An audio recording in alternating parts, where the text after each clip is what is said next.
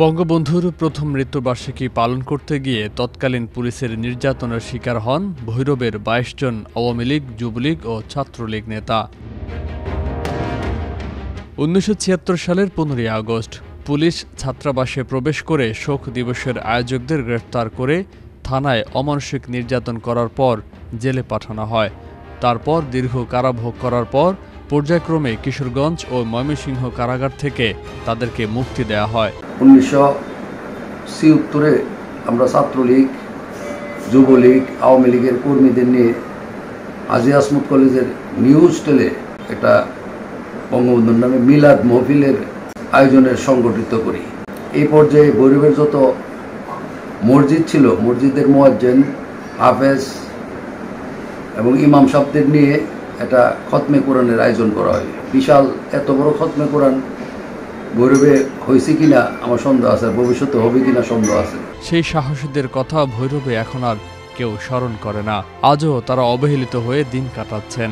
বঙ্গবন্ধু শেখ মুজিবুর রহমানের প্রথম শাহাদাত বার্ষিকী পালন করতে গিয়ে ভৈরবে মিলাদ ও দোয়ার আয়োজন করা হয়। আয়োজককারীর নেতৃত্বে ছিলেন তৎকালীন থানা যুবলীগের সাধারণ সম্পাদক বীর মুক্তিযোদ্ধা ফখরুল আলম আক্কাস।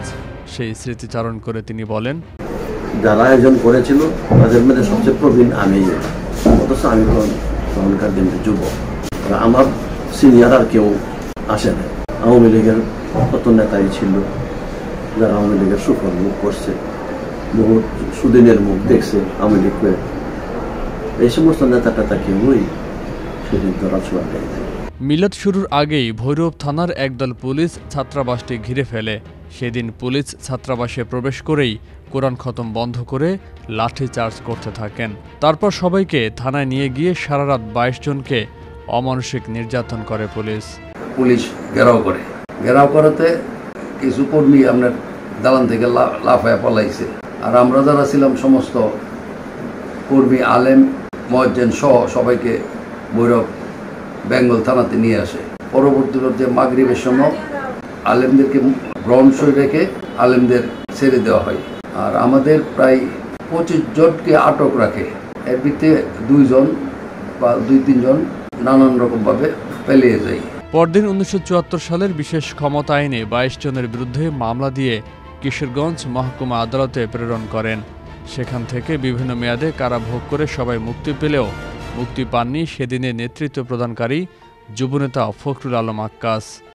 রাষ্ট্র ক্ষমতায় যেহেতু স্বাধীনতার বিরোধী ক্ষমতা যেহেতু তাদের হাতে চলে গেছে, কাজে প্রথম মৃত্যুবার্ষিকী বাংলাদেশের এক ভৈরব ছাড়া আর কোথাও পালিত হয়েছে এমন ঘটনা শুনি নাই। আমি এই সর্বপ্রথম সারা জাতির পক্ষ থেকে আমি ভৈরব বাজারে প্রথম মৃত্যুবার্ষিকী পালন করা কর্মসূচি গ্রহণ করি।